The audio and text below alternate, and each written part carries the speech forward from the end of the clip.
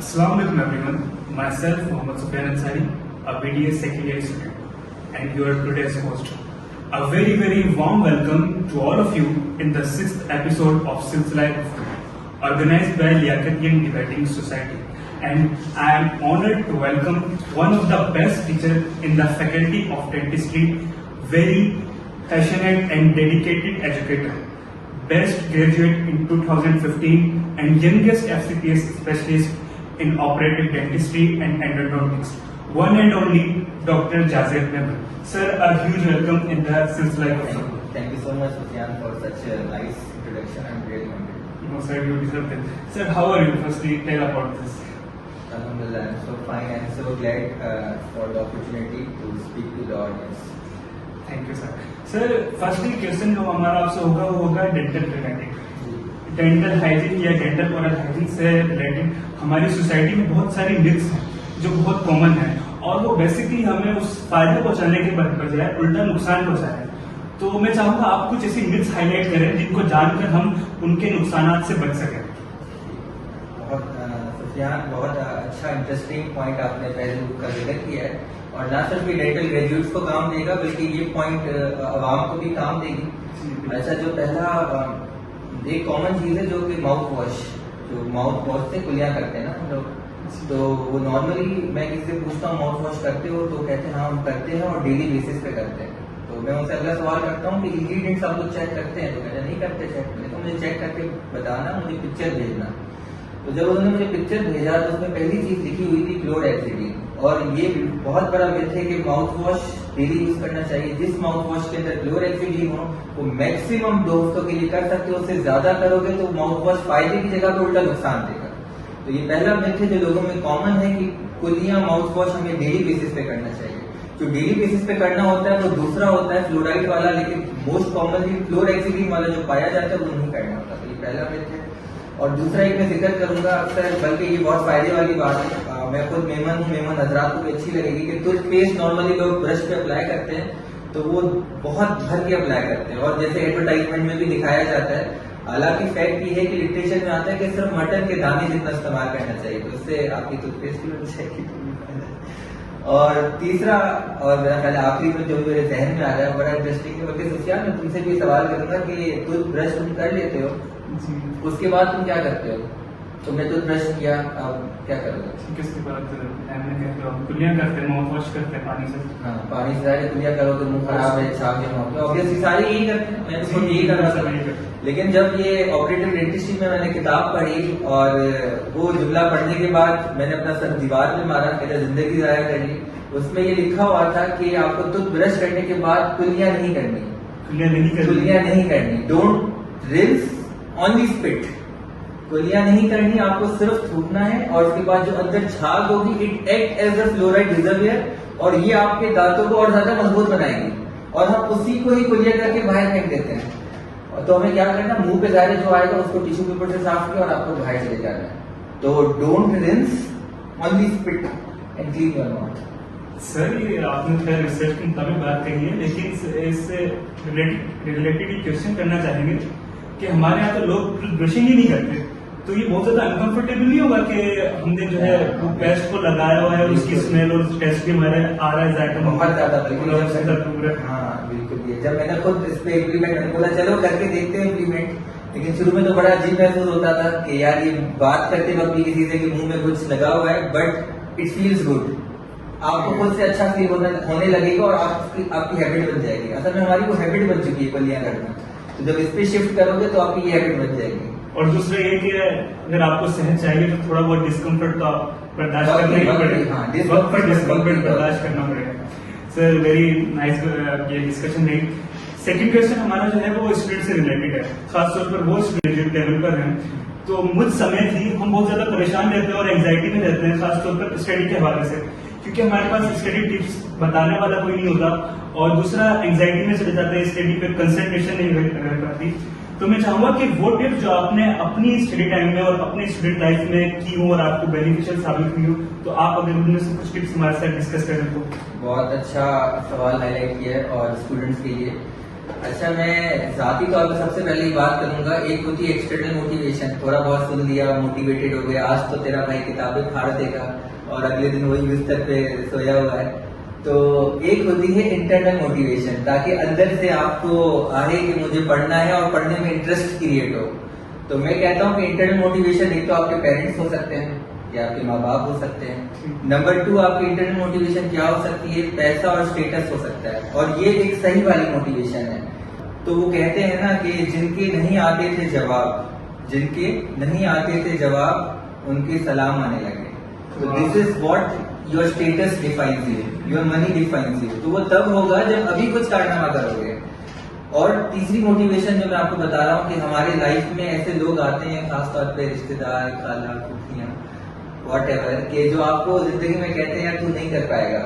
ऐसे भी लोग होते हैं। तो also take that as a motivation, also take इस चीज को भी एज अ मोटिवेशन करो। तो मैं कहा करता हूँ हर उस घर में 2 किलो मिठाई ज्यादा जाएगी जिसने कहा था तू नहीं कर सकता। तो ये एक मोटिवेशन है। जब ये सारी अपने मोटिवेशन के फैक्टर्स जमा करके इंटरनल बनाओगे ना, तो you will be able to study well. एक ऑटोमेटिकली अंदर से चाहत पैदा होगी स्टडी करने की। कभी आप मूवीज देखते हो तो आपको कोई मोटिवेट नहीं करता, आपका ध्यान लगता है। अच्छा, यहाँ बड़ा फैक्टर है हमारी कंसंट्रेशन नहीं रुकती पढ़ाई में। जी बिल्कुल, ये मैंने यही आता है। अक्सर लोग लाइब्रेरी में जाते हैं और दोस्तों को लगता है यार ये तो सारा दिन पढ़ता रहता है, लेकिन उसको पता है कि वो लाइब्रेरी में क्या कर रहा है। वो लिटरली पढ़ भी रहा है, कमरे में बंद है, माँ बाप समझ रहे हैं यार हमारा बेटा माशाल्लाह बहुत अच्छा पढ़ रहा है, लेकिन वो उस बेटे को बताया, उस बेटी को बताया कि एक्चुअल पे वो पढ़ा नहीं पढ़ा। तो इसको कहते हैं कंसंट्रेशन। हमारे आजकल के दौर में सोशल मीडिया का अटेंशन स्पैन का बड़ा मसला है। पहले 1 घंटे की वीडियो, 30 मिनट की वीडियो, अब तो रील्स का जमाना आ गया, तो इससे हमारा अटेंशन स्पैन 30 सेकंड्स 20 सेकंड्स पे आ गया। तो अब किताब बंदा, वो किताब वाला दौर नहीं है, तो वो बंदा कितना इतना किताब 2-3 घंटे पढ़ सके ना। तो इसमें मैं पहली टिप ये देना चाहूंगा कि एक होता है इंटरनल रेजिस्टेंस और उसको कहते हैं फ्लो स्टेट। ये होता है कि शुरू में जब आप पढ़ने बैठो 10-15 मिनट का एक स्टेट आता है, उसको कहते हैं रेजिस्टेंस स्टेट, जिसमें आपके दिमाग में बहुत ख्यालात आएंगे, आपको बहुत मुश्किल होगी पढ़ने में। उस 10-15 मिनट में आपको फाइट करना है, उन सारी चीजों से फाइट करना है और फोकस करना है। वो बहुत टफ होता है। जब वो स्टेज पास हो जाएगा फिर आप आ जाते हो फ्लो स्टेट के अंदर। फिर आप ऐसे गुम हो जाओगे पढ़ाई के अंदर कि आपको पता ही नहीं चलेगा। एक मशहूर कोटेशन है, वो कहते हैं जब मैं पानी पीता हूँ तो सिर्फ पानी पीता हूँ।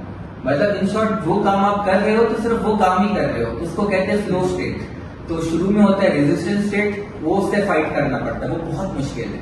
सच बता रहा हूँ, मुझे अभी भी मैं पढ़ने बैठता हूँ, अचानक जब लॉन्ग टर्म के बाद पढ़ते हो, 3 महीने नहीं पढ़ा, अचानक पढ़ने बैठोगे तो ये गंदा वाला होता है। तो उस 10-15 मिनट फाइट करना है, फिर आपको फ्लो स्टेट में आ जाता है। नंबर 2 ये कि switch your phone to aeroplane mode. कभी भी मोबाइल फोन सामने ना हो, एरोप्लेन मोड पे रख दें, कोई नोटिफिकेशन कोई चीज ना है। नंबर 3 ये कि ग्रुप स्टडी पार्टनर ढूंढो।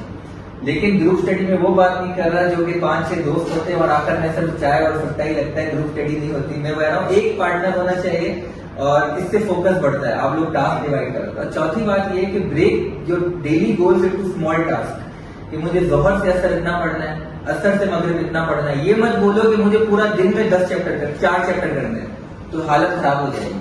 ये बोलो कि मुझे अगले 2 घंटों में आधा चैप्टर करना है, दिल को अच्छा लगेगा, आधा चैप्टर करना है। अगले 2 घंटों में और आधा चैप्टर करना है, आधा करना है। अगर मैं डायरेक्ट ऐसे बोलूंगा कि मुझे यार अगले 4 घंटों में 2 चैप्टर करने, 1 चैप्टर करने, तो दिमाग में भी हलचल मच जाएगी। तो break your study goals into small targets. तो ये कुछ 4-5 टिप्स हैं। और हाँ, do not focus on your surroundings. बाहर लोग दोस्त क्या भी कर रहे हैं, शादियां हैं, दावतें हैं, आप लोग उससे हट जाओ और बिल्कुल अपने कट ऑफ हो जाओ अपने सराउंडिंग से। वो जो एग्जाम वाला पीरियड होता है इसको हाइबरनेशन में कहते हैं। सर जबरदस्त, मैं यकीन है कि बहुत ज़्यादा फायदेमंद होगा सब ऑडियंस के लिए भी और खुद हमारे लिए भी। तो सर जो नेक्स्ट क्वेश्चन हमारा है वो कि मैं बहुत ज़्यादा क्यूरियस हूँ आपकी पर्सनल स्टोरी जानने के लिए कि आपने किस तरह से स्ट्रगल की अपने स्टडी टाइम के दौरान। और मेरे ख्याल से जो ऑडियंस हमें इंगेज कर रहे हैं ये लोग भी बहुत ज़्यादा क्यूरियस होंगे आपकी पर्सनल स्टोरी जानने के लिए। तो अगर आप वो शेयर करना चाहें तो प्लीज़, उससे भी हमें बहुत ज़्यादा मोटिवेशन होगी कि जी सर भी इस तरह से इस मकाम पर पहुंचे हैं तो हम भी सेम स्ट्रगल करके सेम प्रोसेस से गो थ्रू करके वहां तक जा सकते हैं। मैं बहुत शॉर्ट में इसको करना चाहूँगा। 2010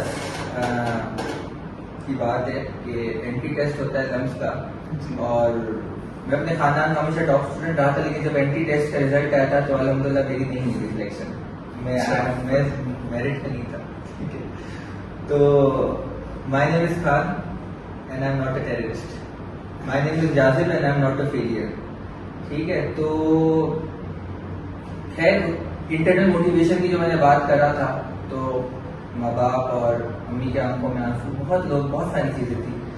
तो 2015 बेस्ट ग्रेजुएट, अल्लाह का शुक्र, 7 गोल्ड मेडल्स इसी लतीफ हॉल के स्टेज में मिले थे और मेरे आंखों के सामने मेरे पेरेंट्स थे और वो मेरे लिए बहुत बड़ा सक्सेस था।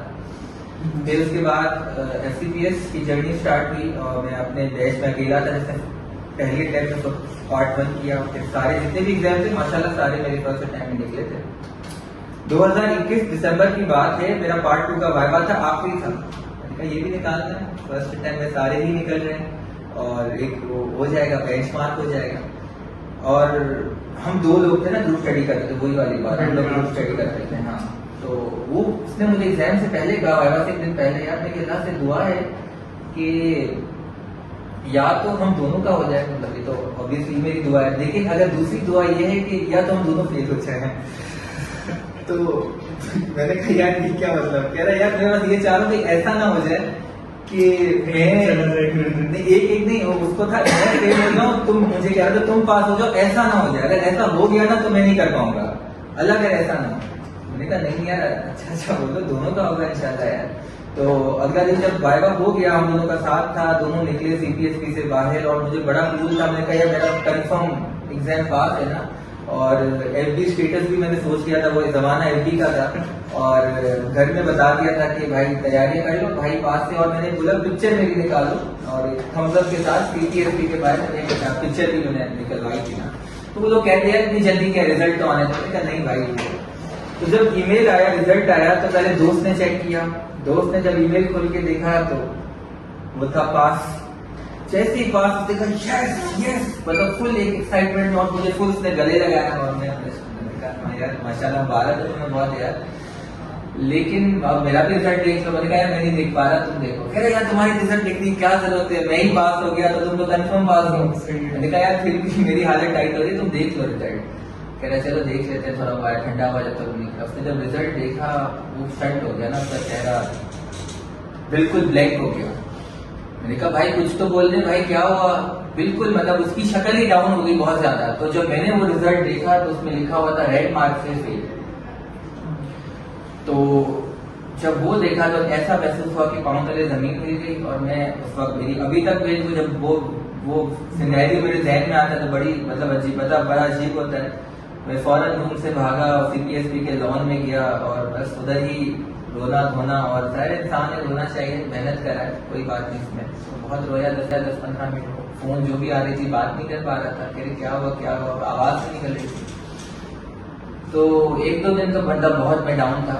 और बनता है, दुख होना बनता है, दुख होना चाहिए। दुख नहीं हो रहा तो मतलब ठीक हो, मैं तो ये कह रहा हूँ दुख तो होना चाहिए, लेकिन डिप्रेशन नहीं होना चाहिए। 2 अलग बातें हैं। दुख is temporary, depression is permanent, यानी कि लॉन्ग टर्म में चलेगी। क्रॉनिक मोड चला गया कि आप 2 हफ्ता 3 हफ्ता अगर मैं ऐसे सुन हो जाता कमरे में, रोज मैं ऐसे दुखी गाने सुनता, वो फिर गलत मोड था। 2 दिन बाद मैं फिर वापस होश आया दुनिया में। मैंने कहा नहीं यार ज्यादा क्या कर रहे, तो वापस आना तेरे को। मैंने सबसे पहले पिक्चर अपलोड करा, वो वाली जो मैंने सोचा था सक्सेसफुल होने की बात करूंगा, लेकिन मैंने फिर भी वो अपलोड करी। लेकिन इस बार कैप्शन था They said I failed but I said I won।